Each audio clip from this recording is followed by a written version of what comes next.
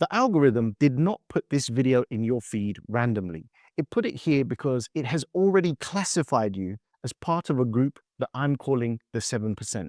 In this video, I'm going to explain what the 7% is, but more importantly, how you can use this categorization knowledge to grow your personal brand on YouTube. You see, once you know how to do that, you don't just have a YouTube channel, you have a business development machine that runs even while you sleep. If you're new here, my name is TJ. I help business founders build and grow their personal brand on YouTube so that they can blow up their business. So you may look at the channel and realize, well, there's a low subscriber account. Why should I listen to you?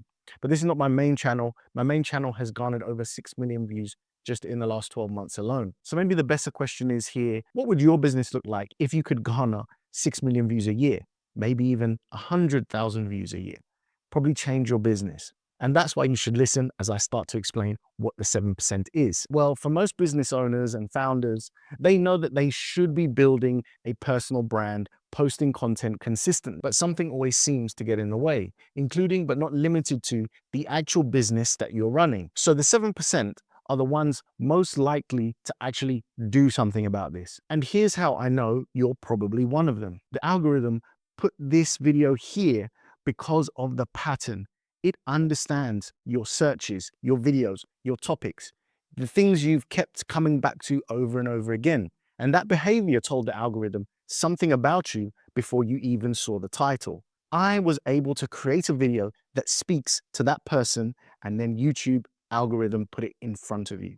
It made a prediction which aligned with the message that I'm delivering. And the fact that you clicked is the confirmation that you're highly likely to be in this group. So being in this group means that you're more likely to act than most. But there are still things that catch people out even when they're part of this group. Any founder or business owner that has created a business from scratch and brought it into profitability has exhibited some type of excellence or mastery in their field. I mean, that's why their business works. But when it comes to YouTube, you can still be left with a blind spot, thinking that you can pass all of those skills over, all of that work ethic over, and YouTube will work for you in the same way your business did. You see, what I realized when I started getting good at YouTube is that content creation is its own skills. In fact, more accurately, it's a collection of small skills combined. Each one learnable, each one trainable. Although there may be some that overlap certain aspects of skills you already have, it's definitely not going to be the same set of skills you use to build your business. Starting a successful YouTube channel often means taking a long time to acquire these skills. And the truth is, for most people, that's going to come with frustration, which can lead to things like procrastination and bad content. The messaging might not land the way you thought it would. And sometimes this kills the motivation and people end up giving up on content and personal branding altogether. The good news is that the skills that you need for YouTube doesn't run solely on talent or luck. And so breaking down all of the steps into a repeatable framework based off the experience of someone that's actually made a successful channel is definitely the way to go. So allow me to tell you about my simple framework that I've created for myself when I'm putting together content. I call it SPIN. As you grow on YouTube and mature, you'll definitely build your own frameworks. So like I said, the framework I use is called SPIN for SPIN. S stands for surface, your title, your thumbnail, working together in order to package the message you're trying to deliver in the most appealing way. Together, your thumbnail and title should generate some type of curiosity, a space between what the viewer knows and what they want to find out. That is what earns the click. If you're still just putting out a video and you're not thinking about the thumbnail and title before you start recording, then I'm sorry to say you're just a hobbyist and you're not a pro yet. I mean, the title of this video, for example, was carefully designed, all to make you curious. And if you're here, that means it worked. Now you got to be careful because simply creating curiosity without delivering on what the viewer expects in that title is not going to work either. They need the payoff. So you still have to learn what to do once the camera is rolling.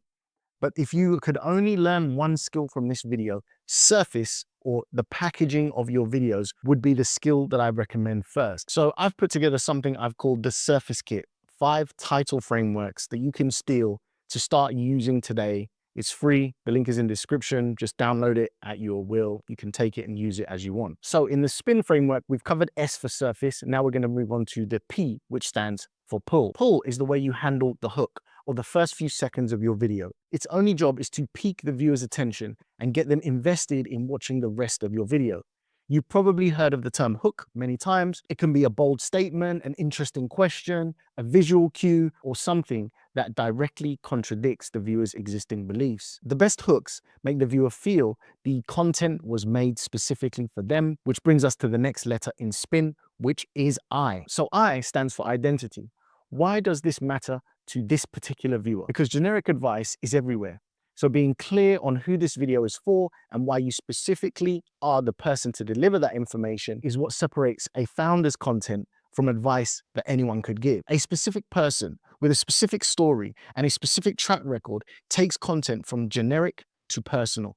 Identity is how you become the obvious choice instead of a generic one. This now brings us to the last letter of SPIN, which is N for narrative. Storytelling is like the connective tissue that turns information into something people feel, remember, and associate with. It is how the viewer goes from watching to trusting. Information without narrative is like eating plain rice and broccoli. When you add that narrative and that storytelling ability, it's like eating a gourmet 3-course meal with all the trimmings, sides, condiments, and dessert that you could want. So if you take me and my process, in this video, here's what I want you to notice. The title of this video, the 7%, for that, I used surface. Curiosity, what is the 7%?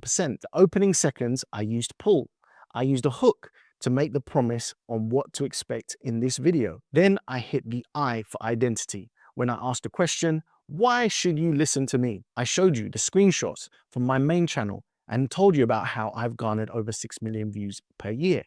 And then there's N for narrative, delivering on what the 7% is and who it relates to, giving you a framework so that you can go and execute yourself. And actually, there's lots of people online that do this very effectively. In fact, there's a founder that I've done a case study on who knows how to use YouTube and social media to compete with the likes of Google, Apple, Samsung, the titans of the tech industry.